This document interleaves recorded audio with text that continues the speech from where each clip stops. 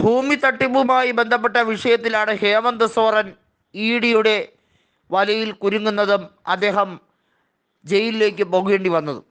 പക്ഷേ ഇപ്പോൾ ഹേമന്ത് സോറൻ വീണ്ടും നിർണായകമായി രാഷ്ട്രീയത്തിലേക്ക് തിരിച്ചു വരും എന്നുള്ള ഒരു പ്രഖ്യാപനം കൽപ്പന സോറൻ നടത്തി കഴിഞ്ഞിരിക്കുന്നു.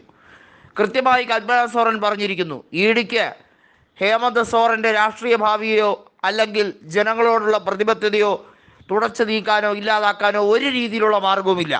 താൽക്കാലികമായി ഒന്ന് BJPയെ സുഖിപ്പിക്കാൻ കഴിഞ്ഞു, അത് മാത്രമാണ് നടന്നത്.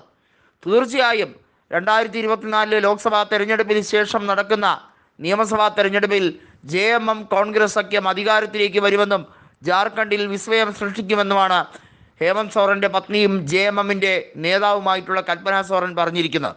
ഇടക്കാലത്ത് ഭരണം സുഗമമാക്കാനും ജാർഖണ്ഡിലെ ജനതയ്ക്ക് ശക്തമായിട്ടുള്ള ഒരു ഭരണ മികവ് JMMൽ നിന്ന് ലഭിക്കാനും വേണ്ടി മാത്രമാണ് ഹേമന്ത് സോറന് ഔദ്യോഗികമായ പദവി ഒഴിഞ്ഞുകൊടുത്ത് ചമ്പൈ സോറനെ മുഖ്യമന്ത്രിയാക്കിയത്.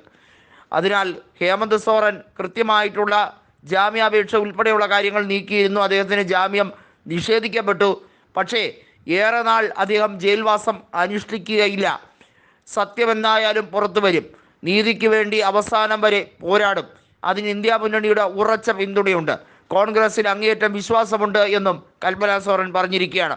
ഈ കോടതിയെയും നീതിന്യായ വ്യവസ്ഥയും അനുമാനിക്കുന്ന ഒരു വ്യക്തി എന്ന രീതിയിൽ പറയട്ടെ, ഇതിന് കൃത്യമായിട്ടുള്ള ഒരു പോംവഴിയുണ്ട്. കോടതി എന്നായിരുന്നാലും സത്യം തിരിച്ചറിയുന്ന ഒരു ദിവസം വരും. അതിനായി കാത്തിരിക്കുന്നു. തീർച്ചയായും ജനങ്ങൾക്കിടയിൽ ഹേമന്ത് സോറൻ്റെ ജനപ്രീതി ഉയർന്നു കഴിഞ്ഞിട്ടേ ഉള്ളൂ. അതുകൊണ്ട് തന്നെ ഹേമന്ത് സോറൻ അധികാരത്തിലേക്ക് തിരിച്ചു വരുമെന്നും കോൺഗ്രസിന് കൂടുതൽ സീറ്റുകൾ ജാർഖണ്ഡിൽ സഖ്യത്തിൻ്റെ ഭാഗമായി നൽകുന്നത് ഉൾപ്പെടെയുള്ള കാര്യങ്ങൾ ആലോചിക്കുമെന്നുമാണ് കൽപ്പന സോറൻ പറഞ്ഞിരിക്കുന്നത്. നമുക്കറിയാം 81 നിയമസഭാ സീറ്റുകളാണ് ജാർഖണ്ഡിൽ ഉള്ളതെങ്കിൽ കഴിഞ്ഞ തവണ JMM കോൺഗ്രസ് സഖ്യമാണ് അധികാരത്തിലേക്ക് വന്നത്.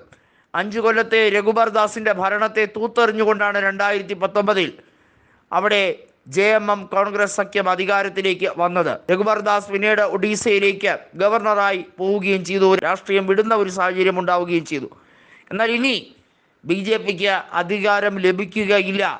ജാർഖണ്ഡിൽ മോദി പ്രഭാവമൊക്കെ അവസാനിച്ച് കഴിഞ്ഞിരിക്കുന്നുവെന്നും അവിടെ ജനങ്ങൾ തീർച്ചയായും ഹേമന്തിൻ്റെ കൂടെ നിൽക്കുന്ന ഒരു രാഷ്ട്രീയ സാഹചര്യമാണ് ഇപ്പോൾ ഉള്ളതെന്നും കൽപ്പന സോറൻ പറഞ്ഞിരിക്കുകയാണ്.